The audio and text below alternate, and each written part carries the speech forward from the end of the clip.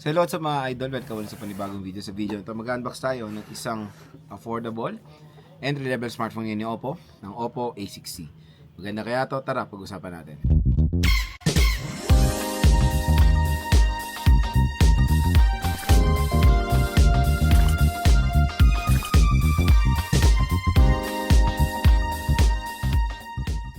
So for today's content mga idol, mag-unbox tayo ng isang entry-level smartphone ngayon ni Oppo, which is sa Oppo A6C. So itong smartphone na to is recently lang lumabas ito sa Philippines, at when it comes sa SRP, maraming nag-comment, maraming nadidismaya dito sa smartphone na to when it comes sa SRP. Ang SRP kasi nito, possible price nito sa mall for the 4GB 128 is 13,000 pesos, di ba? Sobrang out of this world yung presyo niya when it comes for a 4GB 128 and dito sa specification nito. Ang magandang balita, meron na akong shop na may recommend sa inyo. Official store po to ni Oppo sa online. Online to, tap mo yung video, may link dito, mura at bagsak presyo na mo ko itong Oppo A6C mga idol. Pwede nyo pakuha ito yung 4GB 128 ng 7,000 pesos dahil may naghihintay pa sa inyo additional discount voucher na up to 1 to 2,000 pesos off. Tapos may in-offer din si Oppo na 4GB of RAM and 64GB of internal storage nito na nasa around 5,000 pesos lang. Very affordable na smartphone ni Oppo when it comes sa A-series ngayon. Biruin nyo ganun lang yung presyo niya, di ba? At ang laki nung mababawas nyo pag talaga sa official stores kayo bibili sa online. So marami namang way to purchase sa mga affordable smartphone, depende na lang kung saan. At yun nga, ginawa ko tong video na to para rin sa mga consumers natin na malaking tulong din sa kanila na ang laki na makukuha yung discount, sayang din. Kaya maigay bumili kayo sa para malaki po yung matipid nyo pag bibili kayo nitong A6C. Ang binili natin is a 4GB 64 lang base model, and this is the feather white color. So tara mga idol, samahan nyo kayo unbox itong Oppo A6C. So ito yung box ng Oppo A6C. As you can see, very typical na box naman ng mga smartphones ng Oppo. Ayan, so A6C. Sa gilid, we have here a 6 years durable 7,000 mAh large battery capacity. It's 120Hz screen refresh rate and IP64 water and dust resistant. Ito ay merong 4GB of RAM and 64GB of internal storage, at ang color na binili natin is the feather white. Ayan siya. So open na natin yung box niya. So dito bubungad sa atin yung leaflet ng Oppo. Tingnan natin yung content ng box. So meron tayong, ito ngayon nauuso sa jelly case Parang ang cutout nila yung parang sa mga 17 Pro Max na. Tingnan nyo naman ang laki ng cutout, 'di ba? Pero yung camera niya napakaliit lang. Ayan. So meron tayo ditong safety guide. And of course, the quick guide. Yun lang naman yung content ng leaflet. Dito tayo sa smartphone. So ito yung feather white na Oppo A6C. Ayan. So Oppo A6C in feather white. Oh, ha? Ang ganda ng pagka feather white nito mga idol. Meron tayong design dito or effect. Feather effect siya. Ayan, pag tinitilt nyo, lumalabas yung kanyang design. Meron tayong dual rear camera setup na in reality isa lang ang camera na gumagana talaga, legit yan. Ito ay flash, AI camera system. Full matte finish naman siya. Dito sa right side, nandito ang ating power button / fingerprint scanner and yung volume rocker. Sa taas, wala tayong makikita. Sa left side is yung SIM tray. Sa baba naman, we have here the 3.5mm headphone jack, microphone Type-C port at yung speaker grills. And sa bibili ng smartphone na to, magandang balita, meron na siyang pre-installed na screen protector out of the box. So, tingnan natin yung ibang content ng box. Meron tayo ditong charger. So, yung charger niya, it's 15 watts. Ayan, 15 watts siya.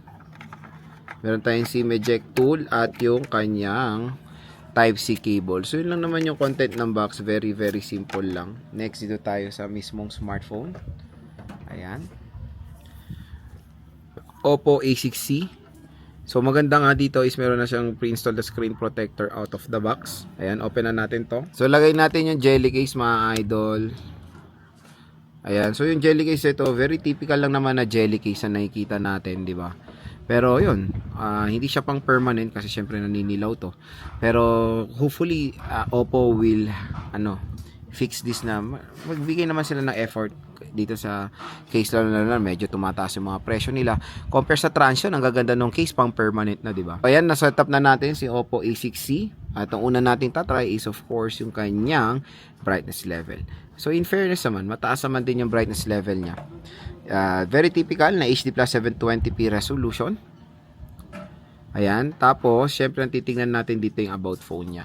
So sa about phone, meron tayo, di ba, ang laki agad ng nakain, 18 gigabytes na agad ang nakain niyang storage.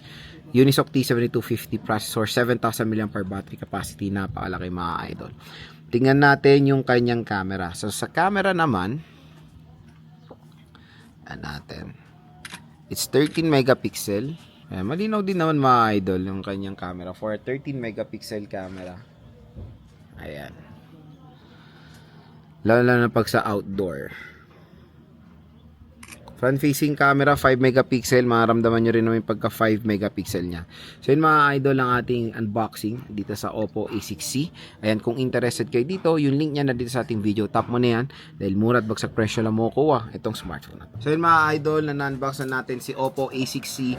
This time is gagawa tayo ng first impressions nito based sa kanyang based sa na hands-on na natin tong device na to, kasi syempre gumawa tayo ng first impression based sa kanyang specifications lang na wala yung unit.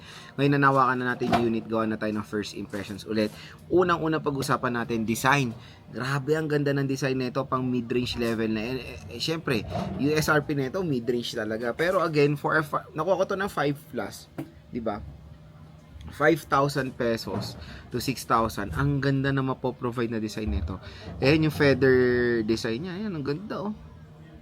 Ang ganda rin ng puti, very clean siyang tignan, aesthetic na aesthetic, eye catcher siya. Meron tayong dual rear camera system, tapos meron tayong flash dyan.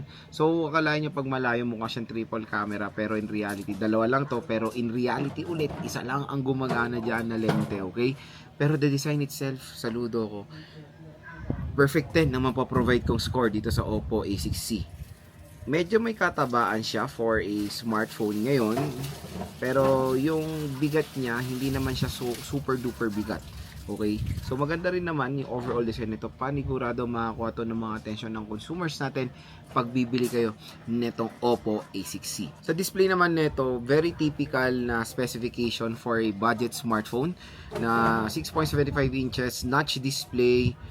The sad part dito yung nits of brightness, medyo mababa, di ba? Mataas naman siya in a way for specs wise, pero comparing sa mga ibang Oppo smartphone na merong 1,011 nits of brightness, ito 900.